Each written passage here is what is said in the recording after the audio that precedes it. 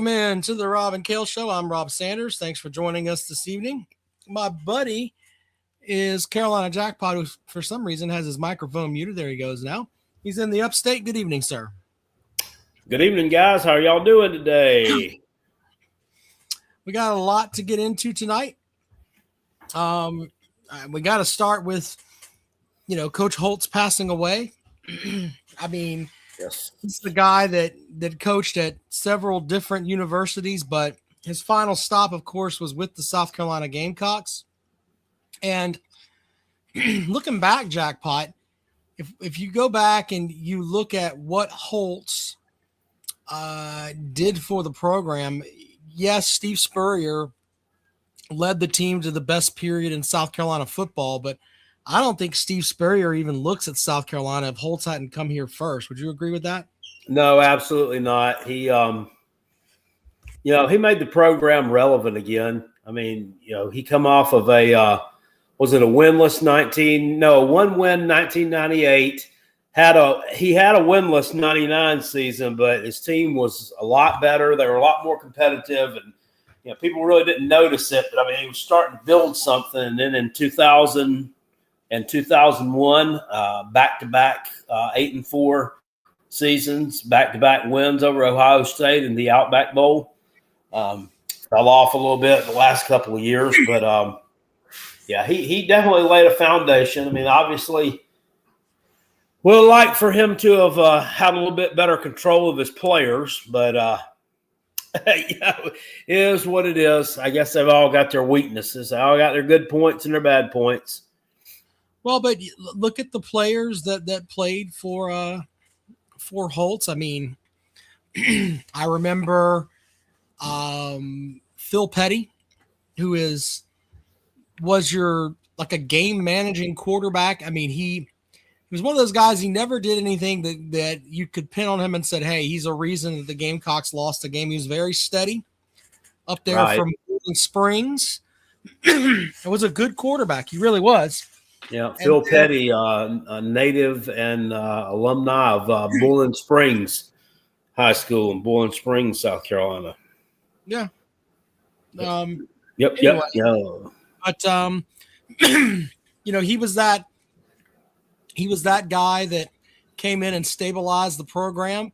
I remember the first time that I was like, holy shit with him was when Georgia came to town in the 2000 season, and they had like Quincy Carter had like they turned the Bulldogs over 5 times and beat the Bulldogs in Williams-Brice Stadium. That's when it was like, oh wow, this is some serious shit, Yeah, it was the that one was that was either the week before or the week after. I can't remember when they beat. I think it was the week before when I don't remember.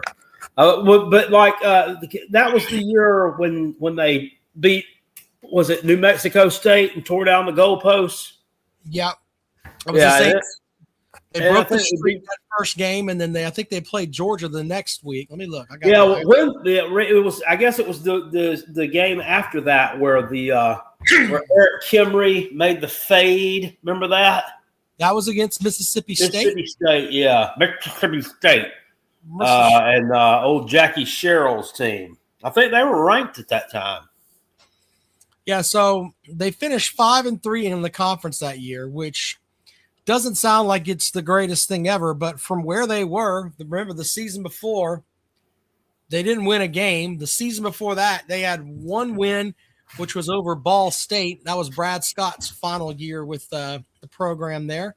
Yep. But I just remember that, and I remember my first radio press conference that I went to for the Gamecocks was one that Coach Holtz was at. He spit on you? Well, he spit on everybody. Okay. But, I'll take that as a yes. Yeah. But in that season, they beat New Mexico State to start the year. They beat Georgia, which was ranked 9th. Then they beat Eastern Michigan. And then they had the fade against Mississippi State, beat them at home. go on the road, lose to Alabama. No shade there. They lost 27-17. That was a bad Alabama team, though. Well, they followed it up with wins over Kentucky and Arkansas and Vanderbilt. There's a murderer's row. Lost by a field goal to Tennessee. Oh, I remember that. I think. Oh, goddamn, I remember that one. That was it 17-14 was the score? Yep. Yeah, that was they led almost the whole game, and then that fucking running back for Tennessee scored a touchdown with like 20 seconds left. I believe his name was Travis Henry. Yeah, he ended up being pretty good. Fuck Travis Henry. All right. Yeah, fuck Tennessee too, by the way. And that. Then they go down to Florida and lose to the Lizards 41-21, followed up by a 16-14 loss at Clemson. But I actually went to the Outback Bowl that year. That's the Ryan Brewer year where the Ohio State fans. Oh, you did? Yep, I did. And ever since, it's like my first real interaction with Ohio State fans is I'm there. And like, I remember walking and like Michigan was playing in Orlando at the, I don't know who they were playing, but they were Citrus Bowl, whatever bowl it was. Yeah, would have been Citrus, I guess. We walked out. So the Michigan fans and the Ohio State fans were within, right there in that the lower part of Florida. And we walked about an hour away from each other or so. Yeah. Well, we walked out of our hotel room and someone had a Michigan car and there were Ohio State fans literally pissing on it. So that's great. Yeah, well, but then we go to the game and so I remember like the Ohio State fans were they were thinking, man, we're going to beat the fuck out of them. That's the mentality that a lot of the Ohio State fans had. And then Ryan Burke proceeded to kick them in the dick, and they ran all over them. And they probably were peeing on that cart because they probably had lost to Michigan because that was the last season of John Cooper as the coach at Ohio State. And what I understand, he got fired because he couldn't beat Michigan. So that probably was a loss. That's probably why they were pissed off. So they decided to piss on. Basically, though.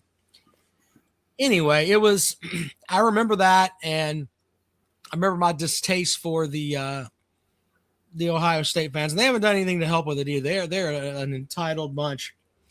But anyway, Holtz was the guy that brought respectability back to South Carolina because I love Brad Scott, but Brad Scott had turned that program into a shithole.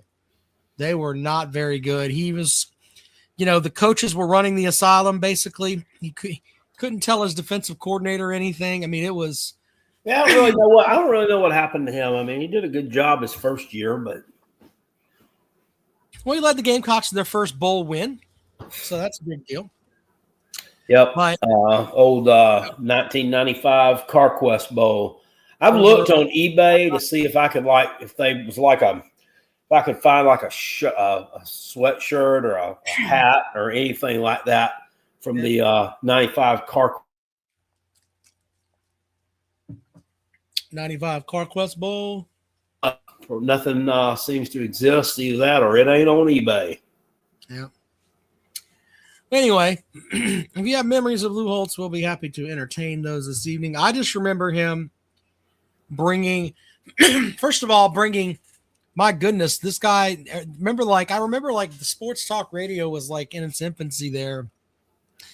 But people were talking about there's no way that Holtz is coming here. He won a national title at Notre Dame. Why in God's name would he come here? I do find one thing interesting. In his didn't he coach the Jets? Didn't he, Jackpot? Yeah, in 1976. So when they put out, and I'm not laughing. The reason I'm laughing is that it's funny is because his family released a statement today, and they listed all these programs that he coached at. Right? They didn't say shit about the Jets. Yeah, and that was yeah. There's I don't been a know lot why. of those though. Really, well, I know of at least a couple of big time college coaches that have tried the NFL. It's not worked. Nick Saban, Steve Spurrier, Urban Meyer. I mean, and then you've got some that did work out. Pete Carroll worked out for him. Jimmy Johnson worked out. Hell, even old Barry. Remember when old Barry Switzer coached the Cowboys? I do. He wasn't bad. Yeah. But anyway, Dustin says he cannot forget the huge fight between Clemson and South Carolina. That was his last year. Was the fight year. We were at that game too. What Clemson won 29-7. Lots of just fuckery. I mean, if we want to be honest, like Savell Newton and a couple other guys, like went to the middle of the pole and were trying to wave people down, and it just. Yeah, I never will forget Lou Holtz during that game or during that fight. He was like, hey, running down the field, putting his hands up. Damn, dude. You look closely at that, you'll see my former radio host with me, Tim Frisbee, is standing there next to him, and he's told me, like, when we talked about that, he goes, Holtz was yelling at him to try to get him to stop, and he's like, get out there and try to get him back out here. And he told him, he's like, Coach, what do you want from me? The whole fucking team's out there, you know? Well, hell, him and Frisbee was probably about the same age at the time, wasn't they? I mean, Frisbee was 42. So, yeah. So he was what, about 20 years older? 20 years older than because he's 89 now. That was in 2000, or 2001, was it? Yeah. Whatever year it was. I can't remember. But no, he was 64. Yeah, he was in his mid 60s, so he's only 20 years older than old Tim Frisbee out there doing. Yeah, they could still relate. Plus, Tim was in the military, so he was more mature just by proxy. Right, and he had the whole thing of he was kind of like one of the offensive leaders, even though he didn't play a lot. A lot of the guys looked up to him because he was old enough to be their pops, literally. Yep. So there's that. Anyway, we have other things we can get into if we really wanted to go that way. I was going to say something real quick. I remember the first one of the first games I'd heard of him on the radio and stuff like that, but I didn't really pay him no attention. But the first time I ever saw Tim Frisbee in a game playing was, I think it was the first year Spurrier was there, actually. It was like 2005. Yeah. And South Carolina played against Troy. And this was after I had stopped going. I had given up the season's tickets. And they played, and that game was on pay-per-view. Remember when they had games sometimes on pay-per-view? Well, I remember that they had George Rogers for one half, and they asked George Rogers that, live commentary from Heisman Trophy winner George Rogers at the half. And they go, hey, George, what do you think about the first half? And he goes, there's like a long pause, and he says, well, I think the Gamecocks have got to put some more points on the board. And then another 8 seconds of silence. And then the guy goes, thanks, George. They never caught him again. He never did another one. What the fuck? It was that bad. What the fuck? This damn, I bet on, I have $20 on Purdue to cover against Northwestern. We're in the first half. How the fuck are they losing by 9? Oh, man. To Northwestern? What the fuck? No, what is wrong with this Purdue? Come on, guys. They get it together in the second half. What happened to that? Remember that when Purdue went to was the Final Four run, or they went to Natty a couple of years ago? They made the championship game against UConn, right? Lost, yeah. What was that big old Sasquatch, that big El Gigante motherfucker? What was his name? Edey, who now plays for, I think he got drafted by the Memphis Grizzlies. He's like 7. Okay, yeah, I was going to ask you who he played for. Yeah, the Grizzlies. What's that? What's this guy in the NBA that's from France? Oh, Wembanyama. Yeah, like I didn't know anything about him. I watched this Netflix show, the King of Collectibles. You ever seen that? I did. Yeah, the Golden Touch, whatever that guy's name is, that owns that auction house. This guy pulled the what is his name? Wimbanyanas guy in Germany pulled that card, like his first ever autograph out of a pack, and I don't know. They're at this episode I'm in. They're in the process of taking it to auction or something, and the kid tried to get him to do a like promo for the auction. I don't know how that's going to turn out. Is he any good? I venture to say he's the best young player in the NBA. Well, I think this episode might be a year old or so, but they said he was like they think he rookie of the year, and I mean he's already on the All-Star team, and he was on the team in France that almost beat the Americans in the finals. They were gearing up to I love Olympic basketball, but not a lot of people pay attention to it. They just expect the U.S. to go in and beat the shit out of everybody and win, right?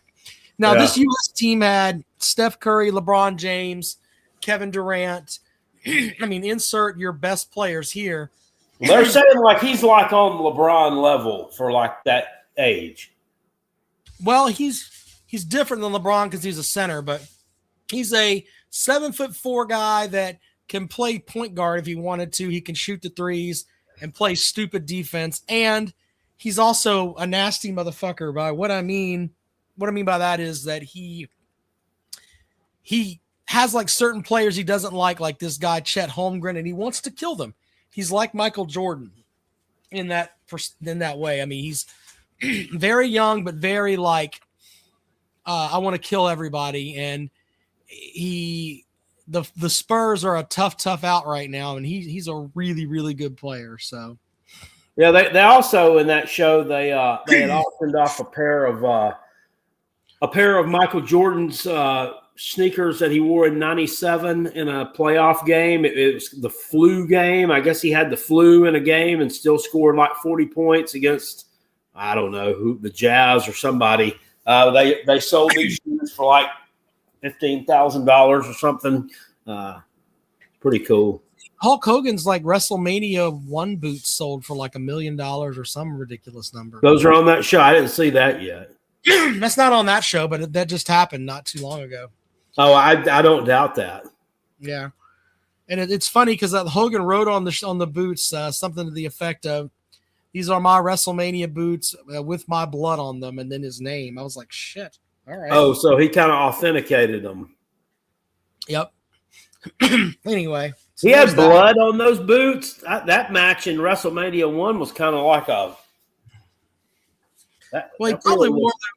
Let me see if I can pull up the story here. He probably wore them for more than that, but that was a 6-man tag team match, I believe. Was that one where he tagged with Mr. T and he was with Snuka? Well, Snuka was there, but him and T were the ones that it was him and Mr. T against Roddy Piper and Mr. Wonderful. Yeah, so it says Hulk Hogan's bloody WWE WrestleMania 1 boots sell at auction for $1 million. Let's see here. Now let's see here. Oh, the inscription reads, "These are my real boots with my real blood on them from MSG, Hulk Hogan." So there's that jackpot. If you had the money, would you buy Hulk Hogan's boots if you had the $1 million? No. I wasn't. He wasn't my favorite of all time. How about Dusty Rhodes, like one of his polka dot outfits? Would you buy one of those for your house? Now you're talking. You might be talking there. I was much more of a Dusty Rhodes man. I mean, I think I also wasn't like people mark out over Ric Flair and say like I ain't all about him either. Really, I couldn't stand it. I never could stand that motherfucker. That's because your childhood was ruined because they broke Dusty's arm in the parking lot. And he was there to do it. And you've then, ever since then, you're like, fuck Ric Flair. I understand. Yeah, he never. I don't know. Just something about him. I didn't. I mean, he's all right, but I just couldn't. I couldn't. He wasn't my favorite. In fact, we do a bracket challenge. Yes, we are. We are going to do it. Yeah. In fact, in 1995, I attended the WCW Fall Brawl pay-per-view in Asheville when he wrestled Double A Arn Anderson, and I was part of the probably about 25% of the crowd that was behind Double A. Yeah. So. Dandy Dandy says, I'd rather pay $1 million for Doink the Clown memorabilia. That's because it can be a clown like your football program. Ha ha. Just kidding, sir. If you like Doink, that's on you.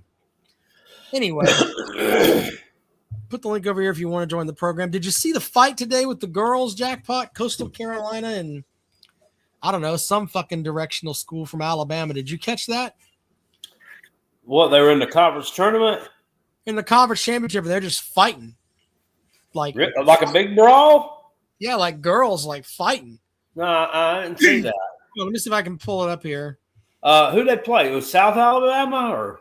I don't know. It was some directional school in Alabama. I mean, there was. Well, it was in the conference tournament. It had to be a Sun Belt team.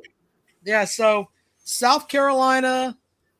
Let's see if I can just I'm going to see if I can show this really quick here, Jackpot. If it will let me. So here we go. Rob has SEC bias, says, can you believe that best quarterback in Tennessee is at Vanderbilt with supposed quarterback whisperer Bobby Hill in Knoxville? Ooh. Shots fired. Let's see if this is going to show here. All right, here you go. By Andrew. Here you go, Jackpot. There you go. They're getting ready to go after it. Boom! Just belting people. See that shit? Ah! Yeah, I do. God dang. Look at these girls. Where are they playing? Where's this game being played at? Pensacola. Look at the ref. The ref got laid out, Jackpot. Damn. Holy shit with all that. Yeah, the SEC women's tournament's on up here, and I was kind of disappointed. Not anywhere on that damn floor does it say Greenville. There's nothing about it being in Greenville. Nothing. I mean, are they embarrassed that you're having it there? I mean, what the fuck? I don't know. Our arena doesn't look good on TV, really. It looks like like the seats come all the way down to the floor almost, and then there's this little this little fence. I mean, it looks almost like a hockey arena, which they do. They have played hockey there before. We've had hockey teams before. I don't think they have. They may. I don't know if they have a hockey team right now or not. Used to have a minor league. Had a couple of minor league hockey teams. Swamp Rabbits, my friend. Andy Dandy says this will be the third season in a row Tennessee's quarterback would be a backup at Vanderbilt. Damn. I know that you probably stomped that Tennessee ass last year. Big gang. Right? Didn't that happen? Help me out here. I'm pretty sure Vandy beat them. Did they? I think they had to have. Who'd they lose to? They lost to what? Bama and who's their other loss? Maybe Georgia. I don't follow Vanderbilt football that well. Okay? Last year they lost to Bama and Texas. All right, Texas. They almost came back and beat them too. Yeah, all right, so Vandy Dandy says, "Hey, you won 45-24," but if we really take, they beat the shit out of Tennessee. That's definitely the exception rather than the norm, sir. You're not very good against them. Why are you poking the bear with Tennessee? I don't understand that. I still think Clark Lee is gonna he's gonna plateau out, and James Franklin is way on out of Vandy and probably lead someone to a natty. What do you mean by plateau out? You think like going 8-4? He's gonna hit his ceiling. He means. I mean, like basically 10 wins. Hot ceiling. I think an average 8-9 wins a year. Then the big teams are going to come calling. Surprised Penn State didn't try and hire him. That fits right up their alley, but I don't see him staying there long term. I get he went to school there. However, well, that's the thing. People think because that's his alma mater, he's like not. That's his alma mater. He's never going to leave. I don't know. Like, let's just say, throw out there North Carolina, whoever. Insert, team here that has better facilities and actually really truly gives a shit about football. And by the way, we're going to pay you twice as much. And your NIL probably, well, so, I don't know how much they're committing to NIL these days. Probably a fair amount, but surely it's still not talked about what the big gloves. Uncle Lou says, is that the Gamecock woozy that collects gloves? I mean, I don't know if he collects them or not, but he did have a pair. Yeah. I did have a pair. Yep. He must be off the beers a little early tonight. Coming in hot. So, are you really mocking Uncle Lou, sir? What is wrong with you? Absolutely, I'm mocking Uncle Lou. Buddy, he puts on a slob Olympics.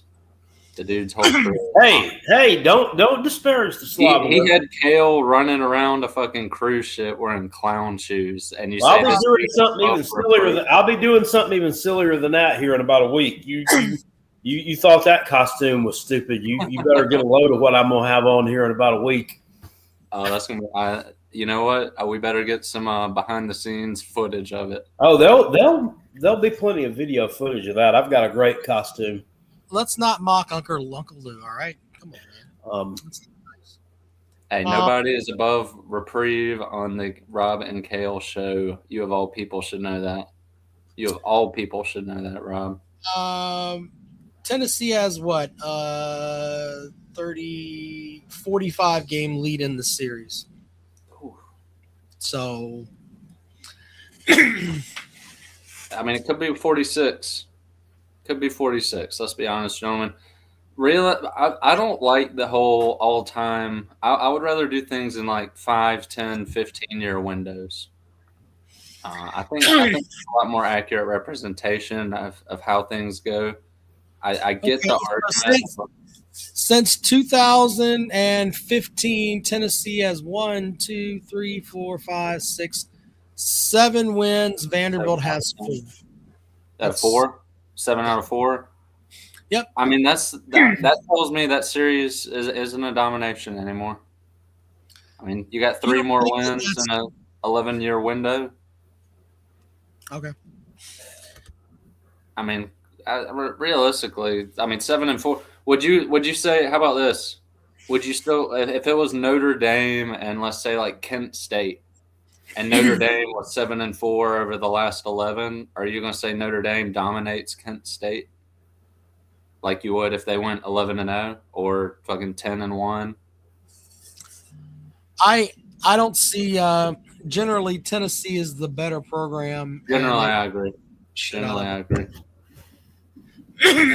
So, generally, I agree. I just think it's a lot closer than people kind of give it credit for now.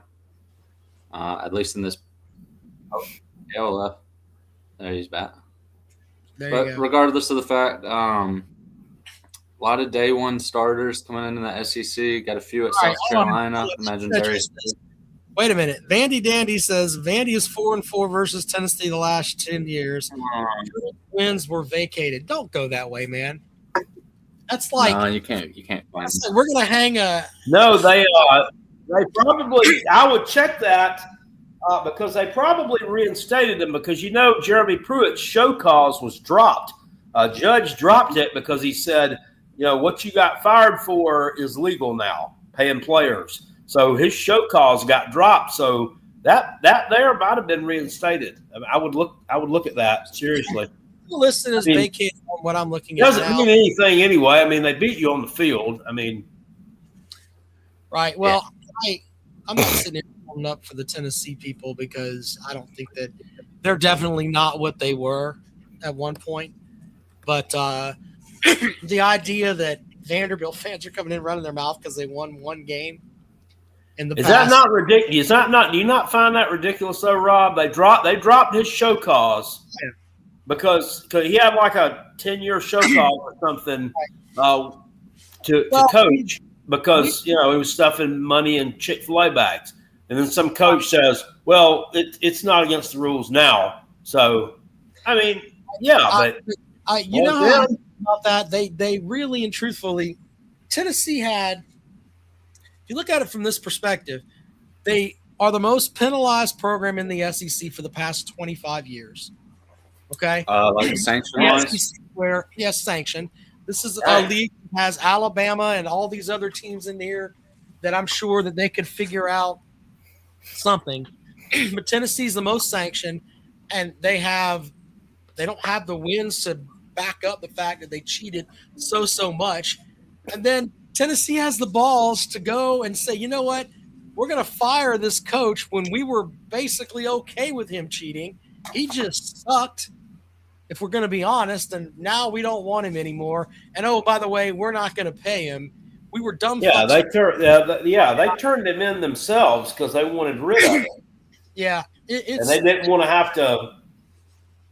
They wanted rid of him, and they didn't want to have to pay a buyout for him. So that's exactly right. So Tennessee basically got nothing from the NCAA. They should have been sanctioned to the point where. Well, and I'm sure they knew he was cheating, and I'm sure they encouraged it, and I'm sure they were fine with it until he started losing. Yeah. Well, he never started winning. So I just always found it hilarious the Tennessee baseball team hitting that home run and then reaching into the fucking McDonald's bags as he rounded the bases. Yeah. Holy shit. At least that dude was self-aware enough. I mean, that dude. It still pisses me off. I hope he made the show. I hope he made the league because that was funny as hell. Tennessee's coach, the baseball coach Vitello. He's coaching the Giants now, right? Yeah, he's coaching the Giants too. Yeah, Over on the Sports Talk J channel, he's made mention to it. He actually did a whole video on it here a while back, and he still makes reference to it every now and again. That he knows he made a mistake, and I happen to feel like he knows he made a mistake, and he wants to come back to Tennessee. Wait, hold on. That is the most homer take ever. He hasn't even coached a game for the Giants. They haven't even hit spring training yet. Let me make sure that I understand the Sports Talk J way of thinking. It is better to coach at Tennessee, where he was a great coach there. Let's not get out of line with that. But hey, you don't want to go coach in the majors for the San Francisco Giants. That the San Francisco Giants are a worse job than Tennessee. Are you fucking kidding me? What a mess. Well, the way he explains it is, I think he's making a higher salary with the Giants than at Tennessee, but the cost of living in California is much more expensive than what it is in Tennessee. So, he's getting paid a beginner's salary right now as a major league manager. If he starts winning, it's going to do nothing but continue to grow. Motherfucker, yeah, the cost of living may be better, but you're not in fucking Knoxville. You're in hold on, San Francisco. You're not in fucking Knoxville. Hell yeah, it's obviously a little more, but you're also on the fucking West Coast where it's 80 degrees every day and not in some poo-dunk shithole city that hadn't been relevant since a goddamn World Fair. That World Fair monument looks straight up like a butt plug. Let's just call it like it is.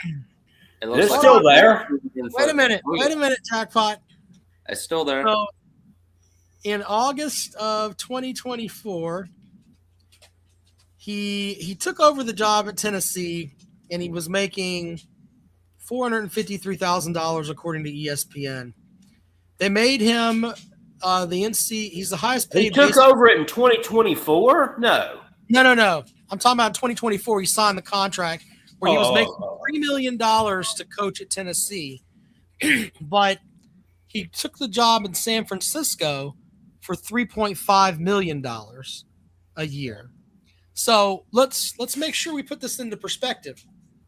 He doesn't have to go out and recruit and do all that shit and then kiss the ass of the 20-year-olds to come there and play for him. He's going to go coach in the majors and get paid, $500,000 more. Not only that, here's another thing. Plus, look at the coaches you've got working under you. I mean, these are professionals, you know? If you're a fucking millionaire, you think you give a damn about state and local taxes? Like, from an honest standpoint? It's not like the dude's pulling in $150,000 a year, getting taxed down to $100K. The dude's still making well in the millions a year, and he gets to live in it. Let's think about this for a second. What does it say about the Tennessee program? Hey, it's cheaper to play in Tennessee or coach in Tennessee, whatever. He took $500,000 more. He'll get taxed 3 times that in California. He'd rather be taxed 3 times more and live in California than coach at Tennessee. That's all you need to know about the program. Regardless of what you think, if you're a millionaire, you have a much, much, much higher standard of living in San Francisco than you would in Knoxville. I get you'd make more money technically in Knoxville, but you're a fucking millionaire, dude. It doesn't matter. You can't go. Well, that's what I'm saying. Once you get to a certain amount, in that green ass, dirty ass river y'all got running through. No, he's gonna put that shit in the bay, and he's gonna go take his wife out and cook some burgers. All right. I mean, let's just call it like it is. Fuck DePaul, by the way. DePaul. Fuck DePaul. I bet I threw $20 on them to cover it too, and they're just getting their fucking shit pushed in, motherfuckers. Where the hell even is DePaul located? In Chicago. Damn. Yeah. You stay betting on them small ass schools, man. I don't know how you do it. No, DePaul used to be a basketball powerhouse at one point. Were they? When was that? I've never really followed basketball. Back in the 70s. So way before I even had the chance. But before your dad was sprouting hair, sir. No, he was. Well, he's like 62, so maybe. Yeah. Maybe. I think you're right. But regardless, Lamont Paris coming back pisses me off. I know we hadn't really touched on it. Do we see? I get the funding. Wait. They've already said, hey, we're not getting rid of him. That's what's happening. I think that's essentially where it's trending. Everything I've been reading is essentially leading up to that, saying that he gets one more year with a lot more resources. That just says I don't care about basketball. So yeah, that's my thing. I mean, look at the crowd that was there last night. I mean, and look at the results, especially the last few weeks. I mean, and how piss poor that performances have been. I mean, and you think we're really? I mean, he has some talent on his team right now. He's got a good recruit coming in. I think he's like a top 50 point guard. I'm so lost. I mean, I don't know of anywhere in the country where that would be accepted. This is going to be their second year in a row where they're going to be bottom of the conference. So, I don't know. It's embarrassing. I mean, it really is. And it's almost to the point where I can't defend it anymore. I mean, I can try to bring up talking points here, but I can't. I don't know what they're doing. So the new athletic director, I mean, could this guy be worse than Ray Tanner, possibly? Maybe. Well, he didn't hire Paris. Well, I guess decision to retain him, but he hired Paris. But I mean, this Donati's he's not made any moves since he's been there. I mean, we've been there over a year, and he's it's just been status quo. That's a good point. Let it ride. I don't know. Well, I mean, I guess I haven't really gone back and seen what he did at TCU as far as like pulling the trigger on actually firing people, but I guess he never really had to. I mean, all the programs were kind of humming over at TCU while he was there. Yeah. All right, welcome. This gentleman had some fun with old Peckerhead here. Welcome to the program, Mr. OSU Propaganda. Hey, man, what's up? Hey, buddy. How are you doing, XXX Peckerhead? Hold up. I'm doing good, man. How about you? I'm doing good, but I'm actually here for Carolina Jackpot today. Uh-oh. Mr. Jackpot. Give me D-hat. How do you like Papa John's pizza, Mr. Jackpot? How do I like Papa John's? Yeah, you like Papa John's? It's It's okay. I mean, it'll do in a pinch. Why? Because I got a buddy who works there, and he's drove by your house a few times, and he's told me about it. He told me he'd been seeing you sit out in the front. I think you should order a pizza. Oh, I've ordered pizzas from there before. Really? Have you? Oh my gosh, he's never gotten you. You should order one tonight. He's working tonight. Yeah, no, I'm not at that house currently. So yeah. Oh my gosh, that's devastating. That's actually devastating. Well, that's really all I wanted to do because I knew he was working. I wanted to catch you. But it's been good. Oh, I'm sorry. Papa John's Pizza with your friend delivering it? Did you Absolutely. I will be there though. Let's see. I will be there. I don't know. It may be a week or so, but you'll have to.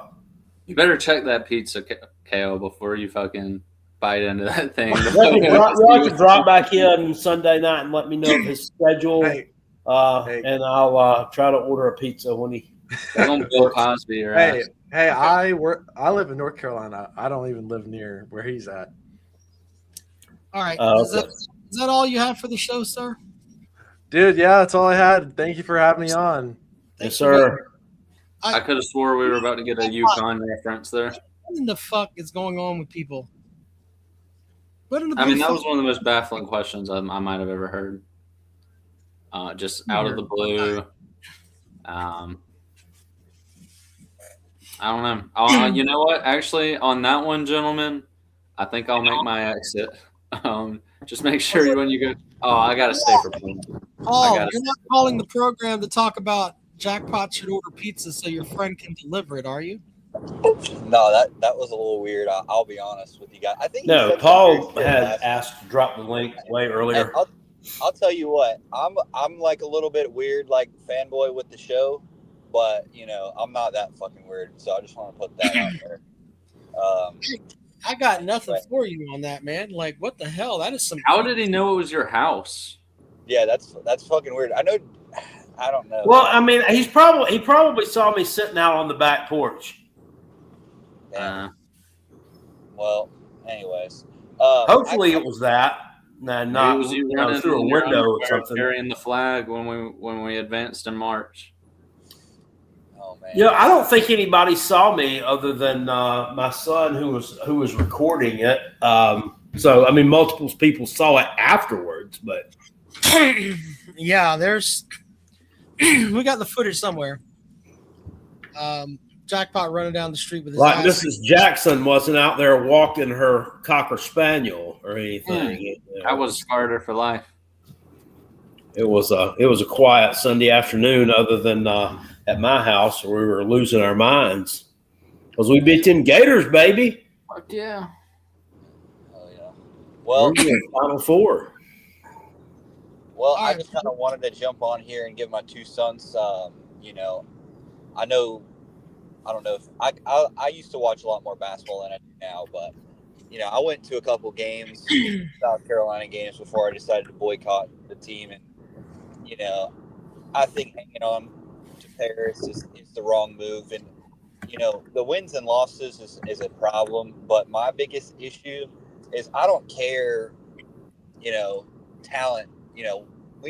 The talent is only an excuse to a certain extent, and we didn't play with any discipline. We didn't play together.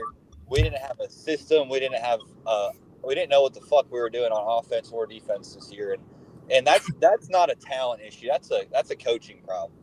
Well, I have something I got to read since I have the 3 of you here. Someone sent me this. Oh, Beth Webb sent me this. Since January 1st of 2025. Oh, goddamn. Basketball team, football and baseball has played 88 combined games against power conference competition. The record is 15-73. You're winning 17% of the time. Your record in those games for the SEC play is 9-50. Your thoughts, gentlemen?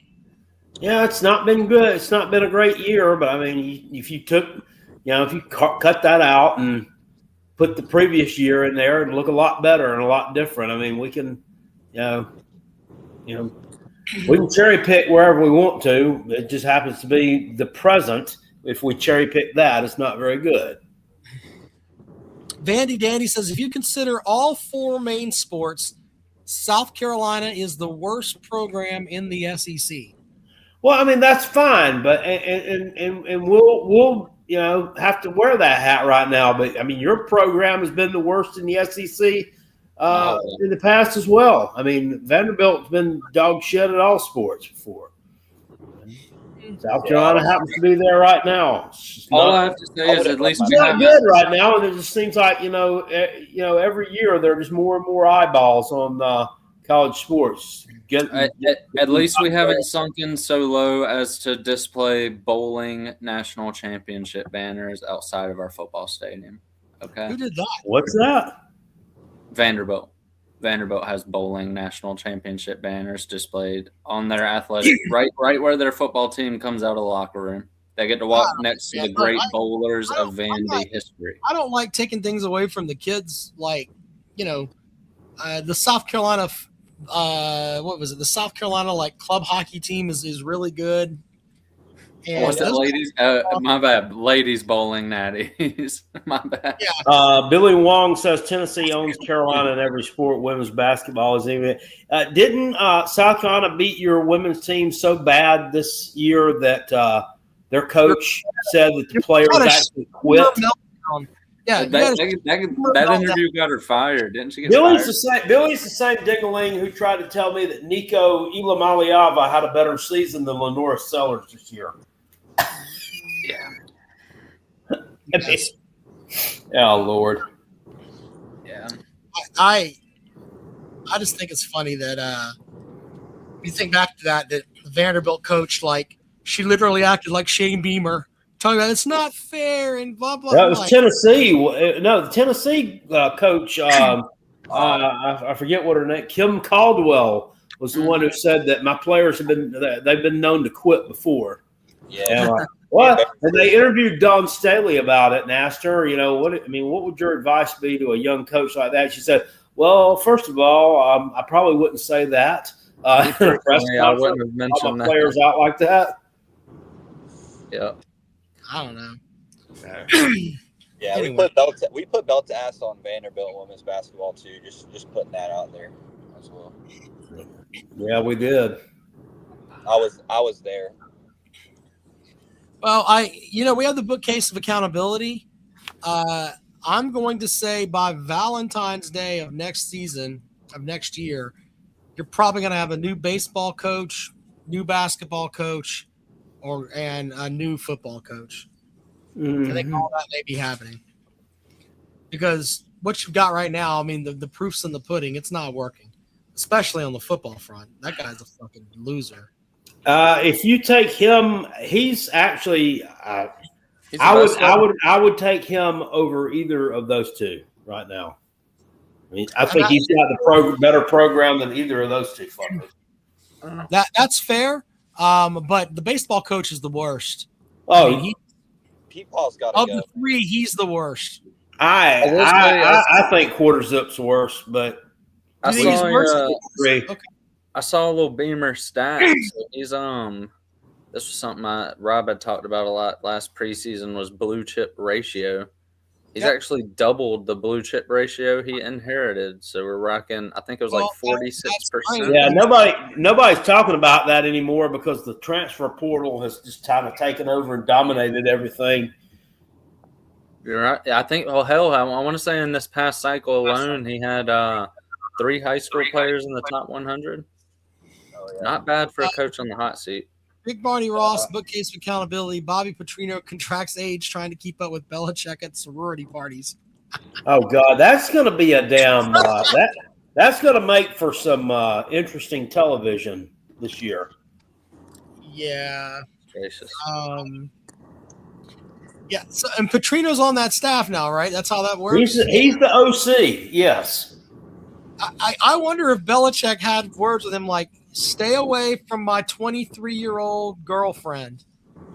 You can't be in the same room with her Part alone. of the contract.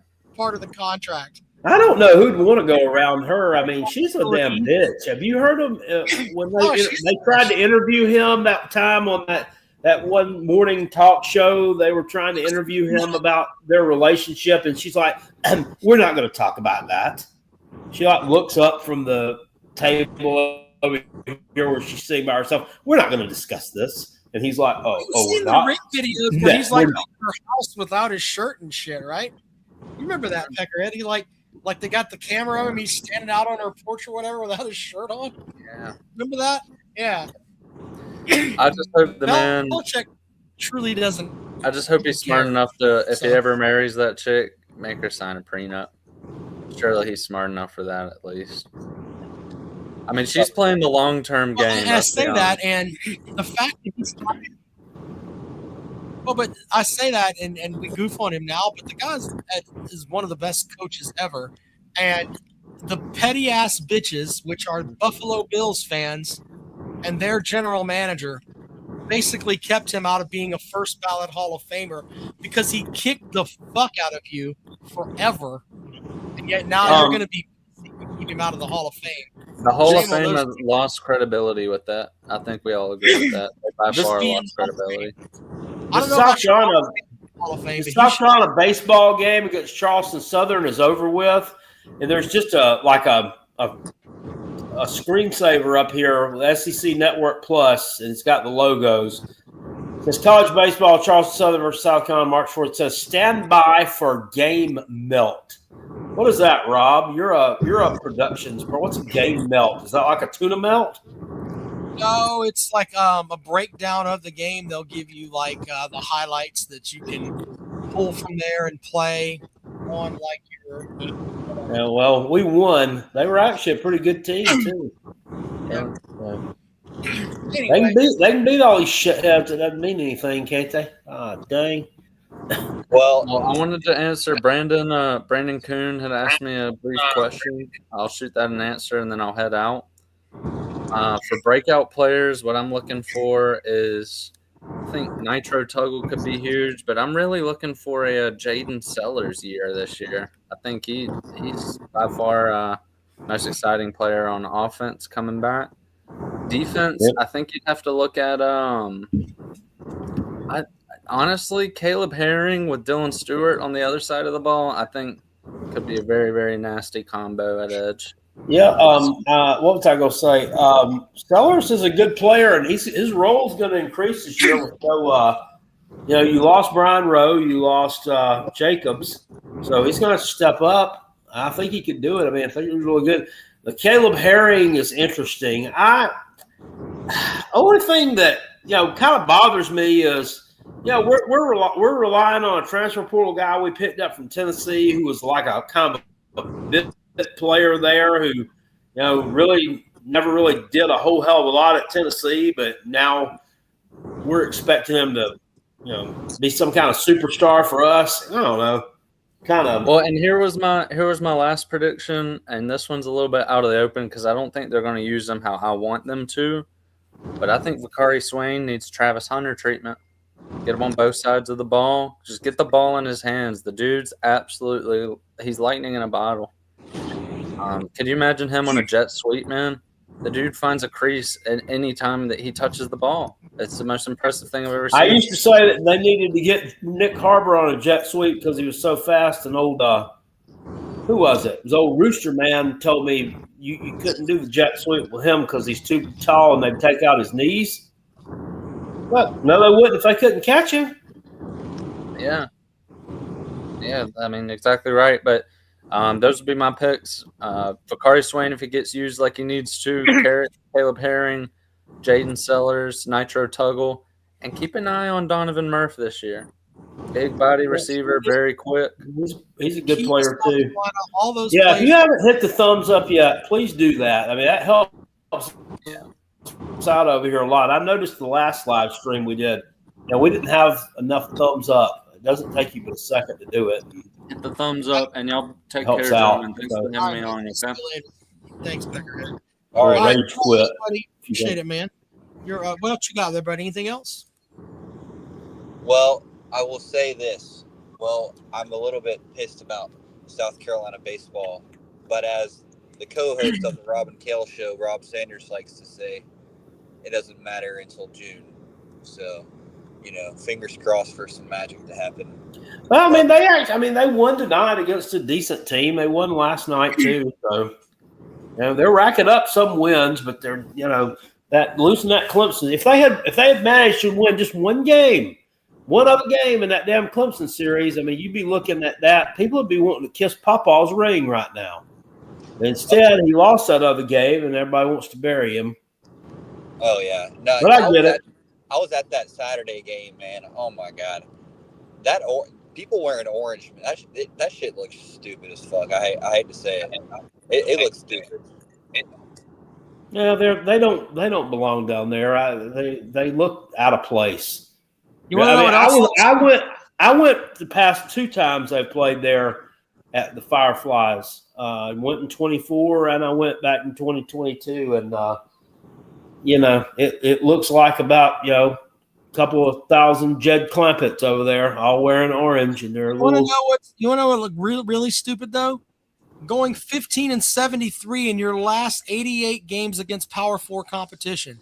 That looks a lot more fucking stupid than some orange on you. And well, you know what that tells me is there's nowhere to go but up. They're fixing to go on a tear. There's no way to go but up. Very good, Jackpot. That's funny. Ball Striker 44 says he can't find 7 wins on Tennessee's schedule. Yeah, well. Dang. My one little note on the kind of brutal there on them, aren't you?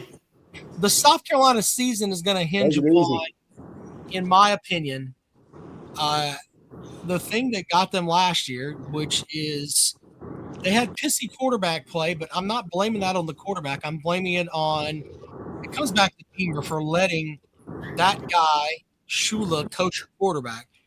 It's going to come down to – is he going to be able to deal with the fact that that offensive line is going to have some weakness in it? Is that offensive line going to be better? And are they just going to let him be a true run pass threat instead of sitting back there trying to drop back and be in 5-step drop and make plays? That's not going to work. So that's the whole season for South Carolina. We can talk about the rest. They've got to get their plays off faster and kind of mitigate some of that stuff.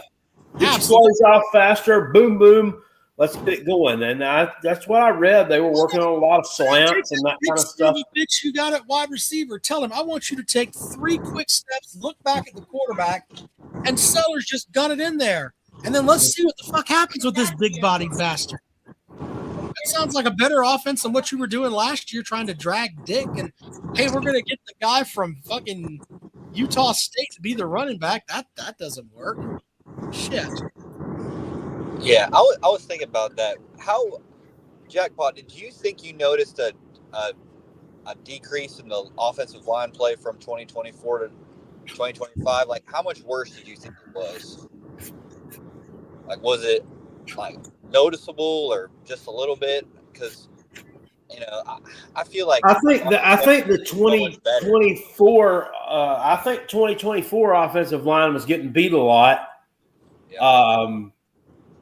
And I don't think they were very good. I mean, now you did have Torricelli Simpkins on there who ended up getting drafted. He ended up making an NFL roster too, but I mean, one guy can't fix the whole thing. But the 2025 one looked like it was just confused to me. So not only were they underperforming, they also didn't know where they were supposed to be. Okay. Well, which made it worse. I think this one was actually worse. Right. Obviously, Free Sewell wasn't, very good, but, Rocket Sanders, I mean, he was like, once again, I mean, he didn't have anybody block at me. It wasn't all on him. I mean, I can't blame that on any of those skill position dudes. I mean, it was a bad system, and it was a bad system and a bad line of scrimmage in front of them, and so I don't know what they could have been. Wide receivers they had points where downfield blocking was bad. I mean, I've heard about stuff like that, and from former players. And Billy says, are we going to hear that stupid sellers for Heisman shit? Our JUCO quarterback was better. I don't think anybody's talking about Sellers being in the Heisman race, sir. I don't know where you're getting that from. So good luck with that. SEC Dog says Dabo's been tooting his horn lately. If he goes 7-5 or so this year, will he get fired? All these hotshot coordinators he's hiring is going to make or break BYOG Sweeney. Really, that JUCO quarterback, he tossed the ball to the wrong color jersey a lot too. Yeah. Just saying. I think if they go 7-5, Sweeney may be. He'll definitely be on the hot seat, in my opinion. Absolutely. Over on the old, have you ever watched the Joe and Ruffino show before, Rob? You know who that is? You know who? Yeah, I know who you're talking about. Yeah, they're talking tonight. There was I mean, their show's like an hour long, but they chop the segments up and post them all separately too. And there's like a 20-minute segment on there. I just barely started watching it about Dabo Swinney and being on the hot seat. And Joe, the guy with the glasses, says he would have already gone on ahead and fired him. I think that Clemson's in a tough spot right now. He seems to. Well, let me cut you off, but real quick. I'm sorry, but I had this thought. He seems to think that getting rid of Garrett Riley was a stupid mistake, and that he was the only coach on the staff who knew what the hell he was doing. I'm not buying that. I don't know. This guy played. He was a Division I player, so I don't know. I that maybe all that's true, but I mean, I from folks that I know that played a lot that I've talked with, they talked about how the Riley offense was predictable and calling plays. It got to a point where you could pretty much hash it out beforehand. So it was kind of predictable. I mean, yeah. It wasn't as bad as Mike Shula's, but I mean, he loved that damn pass out on the sideline. And yeah, well, get him in space a little bit. That's what he's thinking. But Clemson, their wide receivers, they've got some good guys, but I don't think those guys have lived up to the potential of like T. Higgins and Renfro and guys that really have that. You know what I'm saying? Well, T. Higgins, Justin Ross, Mike Williams. I mean, all those guys were Rob. They were dudes. Those were dudes. Yeah. Oh yeah. But Hunter Renfro was just a little shit who tried hard and did good. Well, but Hunter Renfro got drafted in the pros because he ran. John Gruden said he's one of the best college route runners he's ever seen. Engine that could. Yeah, well, he broke dick off in South Carolina a lot, so there's that. Yeah. But, I mean, they don't have those guys now. I mean, Wesco and those guys were supposed to be those kind of dudes, and they haven't been. Well, I mean, to be fair, I mean, those other guys were playing with Deshaun Watson and Trevor Lawrence. That's a very fair statement, too. Yeah, Cade Klubnik wasn't that. I mean, they tried to make him out to be that before the season when he was on everybody's Heisman ballot. I mean, I knew that was dumb. I know that Vizina is supposed to be the quarterback this year, but you know what? I don't have any hopes for him. Why is everybody so down on him, too, by the way? Everybody's like, well, who's going to be our quarterback? What are we going to do? They recruited Vizina. I mean, this kid was highly recruited, was he not? I mean, doesn't he come with a lot of accolades? What's wrong with him now? They they want to go out and get themselves a transfer quarterback because everybody else does it. No, he's not Trevor Lawrence. He's not. To be fair, Rob, nobody is. I mean, that's the point, though. That's what I'm getting at.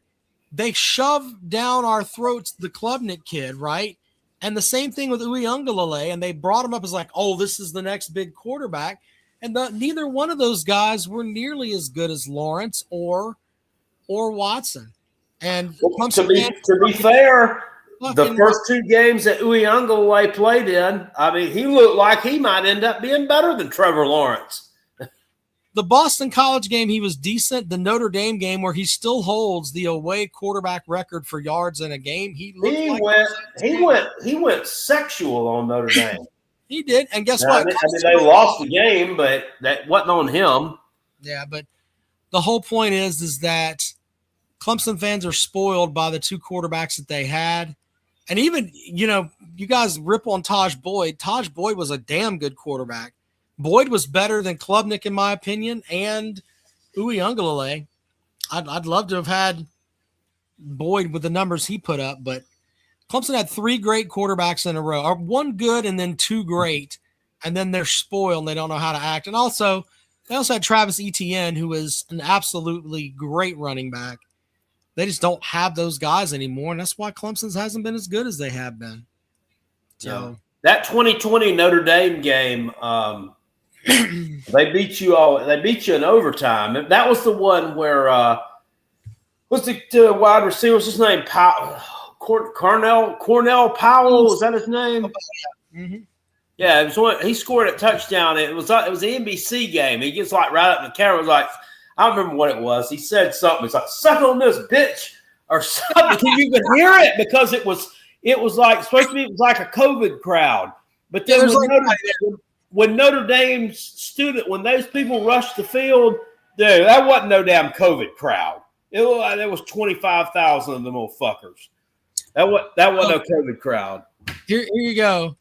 So in that game, Notre Dame wins 47-40. Yeah. Uiagalelei threw for 439 yards and 2 touchdowns. Travis Etienne had here's your problem. Travis Etienne, 18 carries, 28 yards. That's not good. He did have 8 catches for 57 yards, but Cornell Powell with the suck on this one, bitch. 6 for 161 yards and a touchdown. Oh, that's crazy. Amari Rogers had 8 catches for 134 yards. Yeah, I about forgot about him. Yeah, and then 2 years later, you people went there and lost really bad, and that was the game because we were at Vanderbilt. I was with Jackpot Jr. watching Spencer Rattler slice and dice up Vandy. And he showed me his phone, and I saw the score. I was like, dang, they bent you over and made you like it. Yeah, it wasn't that team wasn't very good.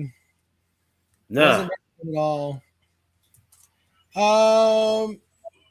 SEC Dog says got the Gamecocks a few weeks later too. Trying to find his here we go. So Trevor Lawrence's stats in college. Let's check that out because I know he put up good numbers his freshman year, but he didn't start every game his freshman year.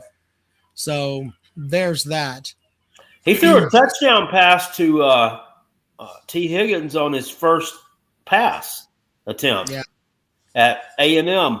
Remember, he ran kind of like a seam route down the middle, and he I don't know if an A&M player deflected it or something. I mean, it was a pretty good throw.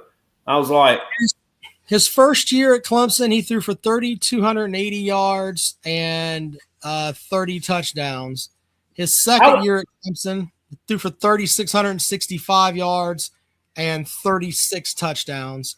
And then he threw for 3,153 yards his junior year with 24 touchdowns. But you have to remember, they didn't play the full 12 games there, and he missed the one game because of COVID. So he did that in 9 games. Yeah, his first game there at A&M, when he got in, I was like, all right. I'm like, let's see this. Let's see what this little sissy can do. And then he threw that fucking pass, and I was like, all right, let's see you do it again, motherfucker. Well, no, you were like, what's this high school girl doing playing football? I remember you saying it was probably something like that. I was like, all right, let's see you do it again. And then he continued to dry dick everyone forever. So there's that. All right, Jackpot. Well, we got South Carolina playing. Who's South Carolina got this weekend? In what? Basketball. Ole Miss, I believe. Ole Piss. I think Clemson has it's a road game. Hopefully, this will be the last game of Lamont Paris. Oh, by the way, really quick, on last night's game with Clemson and North Carolina, Clemson comes down the court, right? They're down by 3.